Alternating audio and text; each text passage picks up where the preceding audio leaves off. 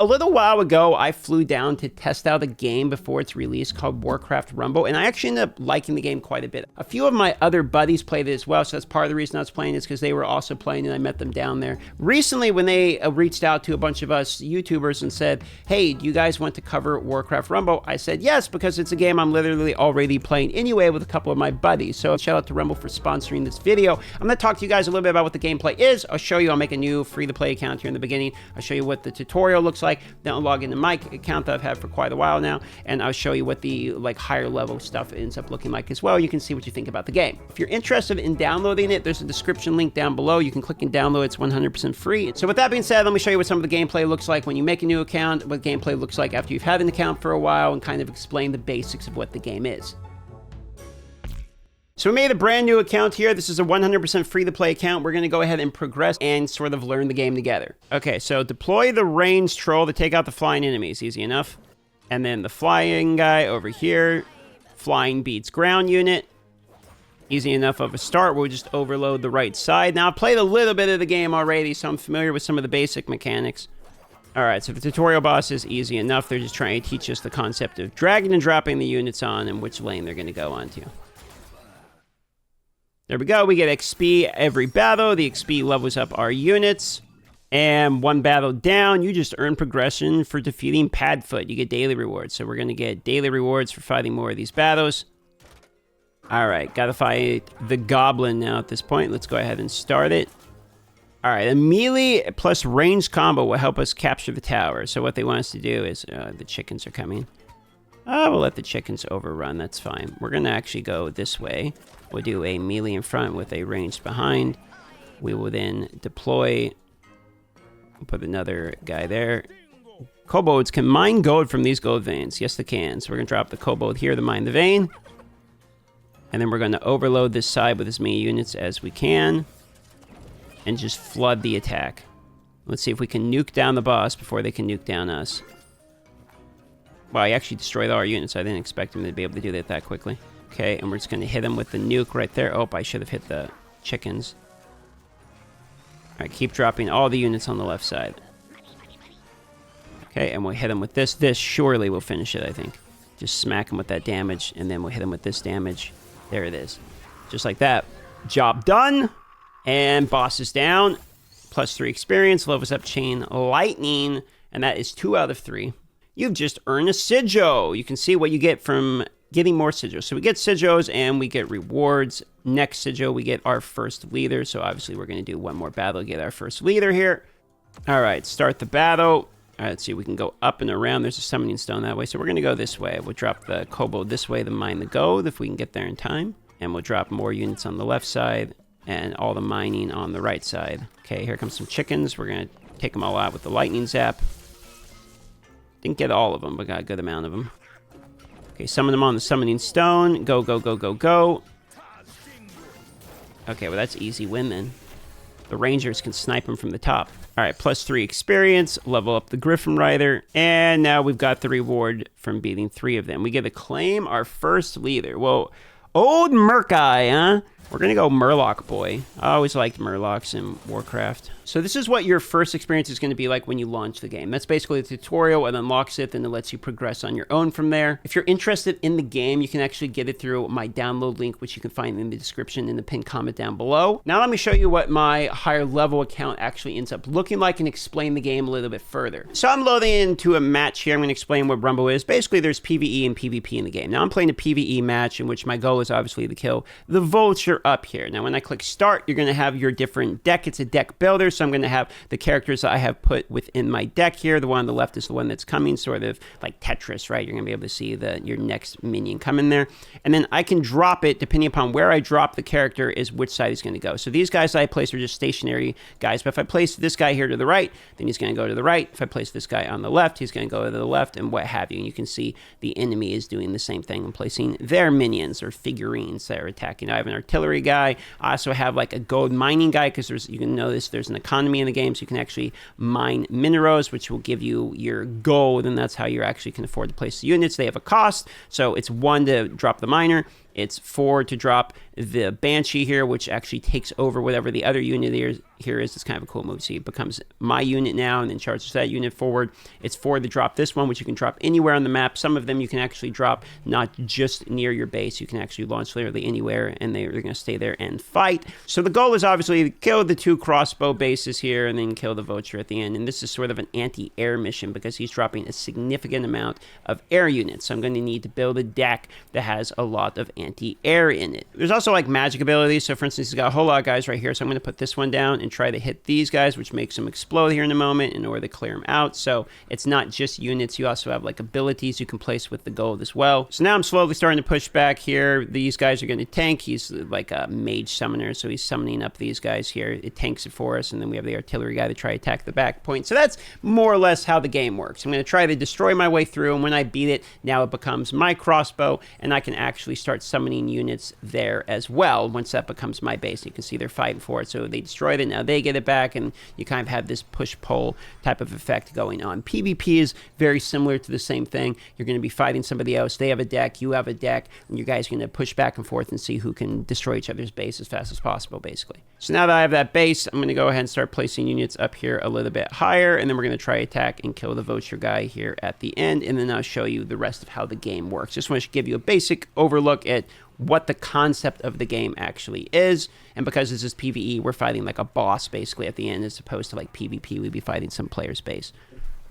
And there we go. Vulture boss is down, and now thumb up, victory. We have beat it. You get your reward. You get some experience that will help level up your cards, and we can continue. You also get rewards just from going through and actually beating different quests or beating through the campaign. You're going to get some rewards, and you can choose which one do I want. Do I want this one or this one? Which ability do I actually want to level? This one's about level, so I'm going to take my 276 points. I'll put it into Holy Nova. Now Holy Nova goes up a level from 11 to 12 and becomes slightly stronger. It is a like card style deck builder. So you're going to be leveling up these characters, and I actually like the hounds here, so I'm going to take the hounds instead. Oh, I like him. Tyrion, he's one of my favorite. There we go. And then this is how you actually build your deck. So you have a leader, and the leader itself is one of the stronger cards. It goes on the left here, and then you have 6 slots in which you can put in cards you want. So if I wanted to pick a leader, for instance, like let's say I want to build one with, I don't know, we're just leveling Tyrion. So we have him here, right? We have Tyrion, Fordring, and each unit also has abilities too. So you have 1, 2, 3 abilities, and you get these abilities, you unlock them as you progress through the star ranking of them. So as you upgrade your character, you unlock these slots more and more, and you can sort of pick what abilities go in there. So for instance, Tyrion, what does he do? Heals the primary target for twice as much because he has a heal. Or Divine Shield, gain a magic shield, 30% health, absorbing all damage for 5 seconds. And you can kind of pick which one goes in what slot as you get them. Each leader is going to have a different deck style. So I have 6 slots, and I can put any 6 units I want. It doesn't just have to be like holy units with Tyrion or something. I can put any of the units in here. You can see I have an undead guy in there. But you do have bonuses depending upon what kind of unit. So if I put an alliance unit here, I'll get +2 bonus level. If I put an alliance here, I'll get +2.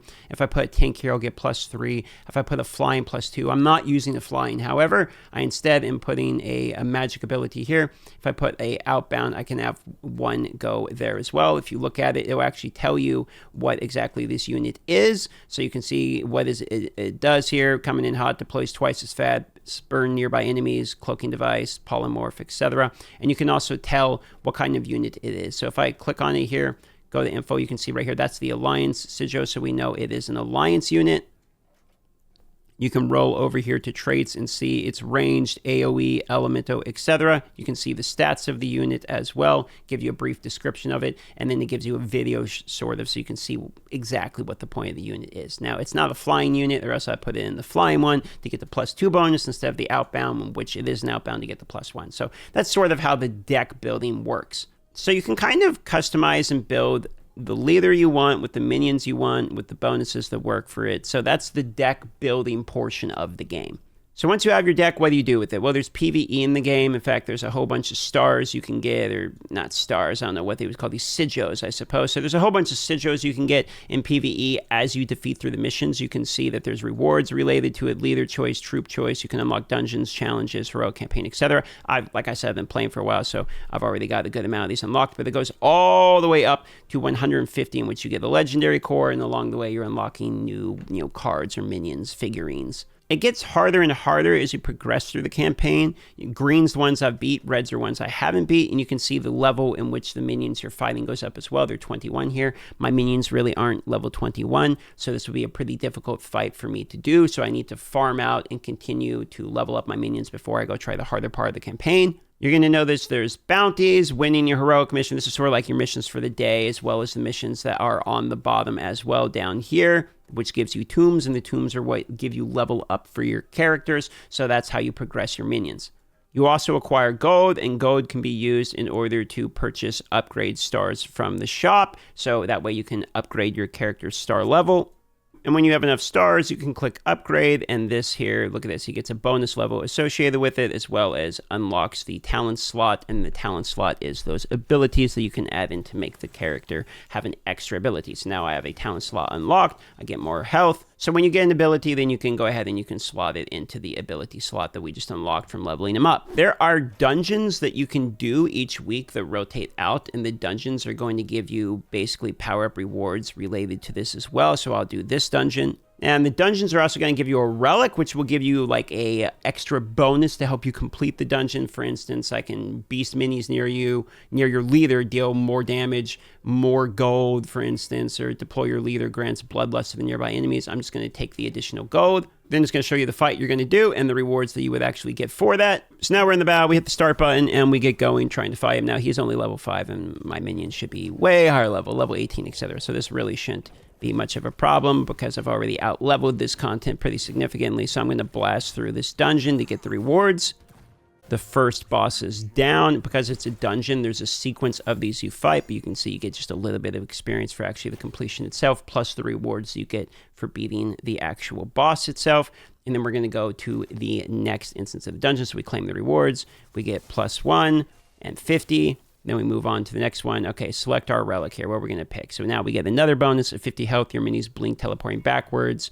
Ranged minis attack faster. Deploying an unbound, which is the one you can deploy anywhere. Grants +1 level. So I think we're just going to go with ranged minis attack faster. You get to see what the next boss is, what level it is, and we continue the fight.